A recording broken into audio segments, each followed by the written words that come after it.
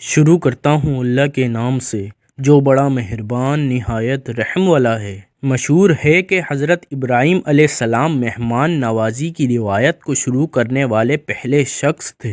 آپ علیہ السلام بے حد مہمان نواز تھے اور اللہ تعالیٰ کو آپ کی یہ ادا بہت پسند تھی۔ روایت میں ہے کہ آپ تب تک کھانا تناول نہ کرتے جب تک کہ کسی مہمان کو اپنے ساتھ کھانے میں شریک نہ کر لیتے۔ چنانچہ ایک مرتبہ ایسا ہوا کہ آپ کسی انسان کو تلاش کرنے کے لیے گھر سے نکلے تاکہ اسے مہمان بنا سکیں۔ آپ علیہ السلام نے بہت تلاش کیا مگر کوئی بھی مہمان بننے کو تیار نہ ہوا۔ تھک ہار کے واپس پلٹے تو دیکھا کہ ایک اجنبی گھر میں کھڑا ہے۔ اجنبی نے کہا میں ملک الموت ہوں اور مجھے رب العالمین نے ایک بندے کی طرف بھیجا ہے تاکہ اسے خوشخبری سناؤں کہ اللہ تعالیٰ نے اسے اپنا خلیل بنا لیا ہے۔ آپ نے پوچھا کہ وہ کون خوش نصیب ہے، اگر مجھے پتا چل جائے تو تادم آخر اس کا ہمسایہ بنا رہوں۔ ملک الموت نے کہا کہ وہ خوش قسمت تو آپ ہی ہیں، اور یہ اس وجہ سے ہے کہ بلا امتیاز و تفریق آپ کی عطاؤں کے دروازے لوگوں کے لیے کھلے ہیں۔ اللہ تعالیٰ کو آپ کی یہ ادا بہت پسند تھی کہ آپ اس کی مخلوق پر بے حد رحم دل ہیں۔ آپ علیہ السلام کا شمار 5 اول اعظم انبیاء میں ہوتا ہے۔ اللہ پاک نے قرآن پاک میں 35 مقامات پر حضرت ابراہیم علیہ السلام کا ذکر خیر فرمایا۔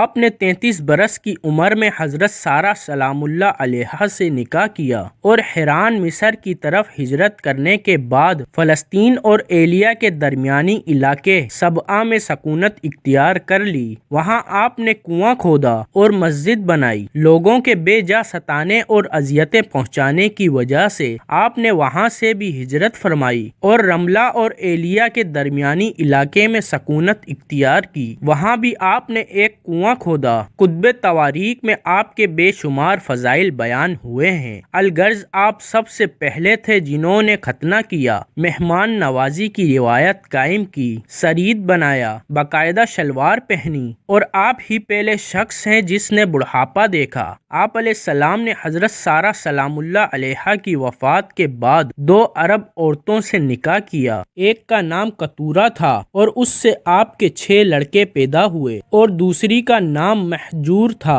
اور اس کے بطن سے 5 لڑکے پیدا ہوئے۔ تاریخ طبری میں مصنف امام ابن جزیر طبری رحمۃ اللہ علیہ لکھتے ہیں کہ اللہ تعالیٰ نے جب حضرت ابراہیم علیہ السلام کی روح نکالنے کا ارادہ فرمایا تو ایک بوڑھے آدمی کی شکل میں موت کے فرشتے کو بھیجا۔ صدی سے مروی ہے کہ ایک روز آپ لوگوں میں کھانا تقسیم فرما رہے تھے کہ ایک بوڑھا چلتا ہوا آیا۔ وہ بوڑھا اس قدر ضعیف تھا کہ اس کے لیے چلنا مشکل تھا۔ آپ علیہ السلام کی نظر اس پر پڑی تو عذرا ہمدردی اس کی طرف گدھا بھیجا تاکہ وہ اس پر سوار ہو کر آ جائے۔ بوڑھا آپ کے پاس پہنچا تو آپ نے اس کے سامنے کھانا پیش کیا، مگر یہاں ایک عجیب واقعہ رونما ہوا۔ وہ بوڑھا آدمی جب منہ میں لقمہ ڈالنے کے لیے ہاتھ اٹھاتا تو باعث ضعف ہاتھ چونک جاتا اور لقمہ منہ کے بجائے کبھی ناک پر لگتا اور کبھی کان پر، حتیٰ کہ اگر وہ بمشکل ایک لقمہ منہ میں ڈالنے میں کامیاب ہو جاتا تو وہ شرمگاہ کے راستے باہر نکل آتا۔ اس بوڑھے کی بے بسی پر حضرت ابراہیم علیہ السلام کو بے حد ترس آیا۔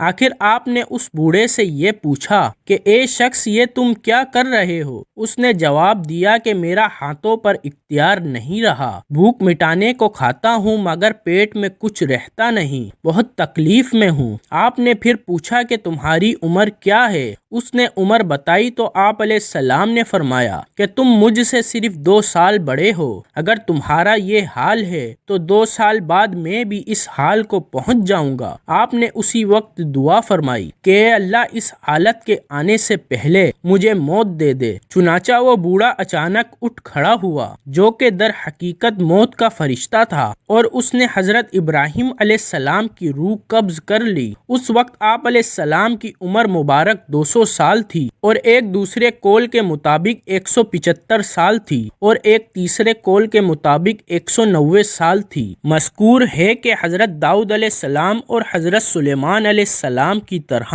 حضرت ابراہیم علیہ السلام کو بھی موت اچانک آئی۔ آپ کو جبرون حیشی بستی میں اس جگہ دفن کیا گیا جہاں حضرت سارہ سلام اللہ علیہا دفن تھیں۔ آپ نے دفن کے لیے زمین کو اپنے ہاتھوں سے 40 درہم میں خریدا تھا۔ آپ کے کفن و دفن کا انتظام حضرت اسحاق علیہ السلام نے کیا۔